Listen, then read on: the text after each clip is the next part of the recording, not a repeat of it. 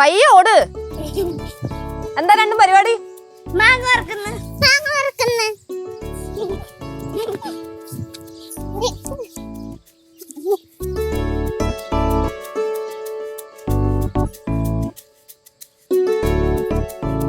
ആ സിദ്ധു സാറേ, ആ ഓർമ്മയുണ്ടല്ലോ അല്ലേ?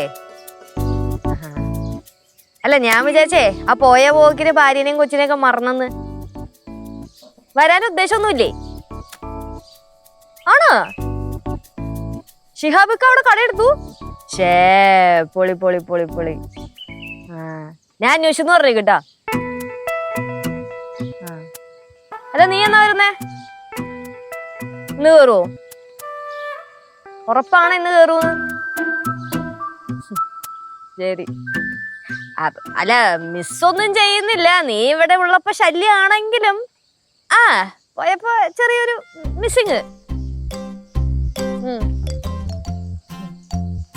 എന്നാ വേഗമായോ. അല്ലോ, അവള് ഇവിടെ മാങ്ങ പറിക്കി കിടക്കുന്നുണ്ട്. ശരി, ഓക്കേ, ബൈ. അതെ, ആ മാങ്ങ കഴുകിയിട്ടൊക്കെ കഴിക്കണോട്ടോ. ആ, അത് ഞങ്ങള് കഴുകിയിട്ടേ കഴിക്കത്തുള്ളൂ. ഉവ്വ, ഞാൻ കാണാറുണ്ട് രണ്ടുപേരും ഇടയ്ക്കിടയ്ക്ക് കഴുകാതെയൊക്കെ കഴിക്കണത്. മണ്ണും പൊടിയൊക്കെ ഉണ്ട്, അതുകൊണ്ടാ ഈ പറയണത്.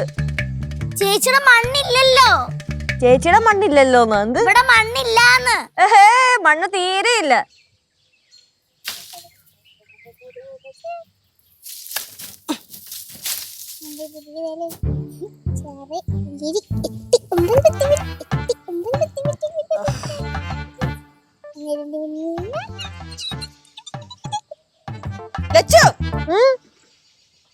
എന്തൊരു ചിരി!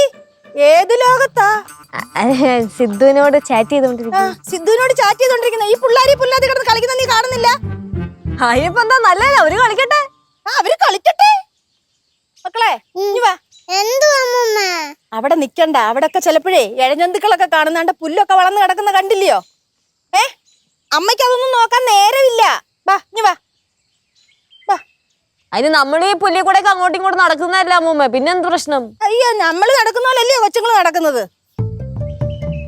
ഇവിടെ ഇരുന്ന് ഇനി എന്താ വേണ്ടേ?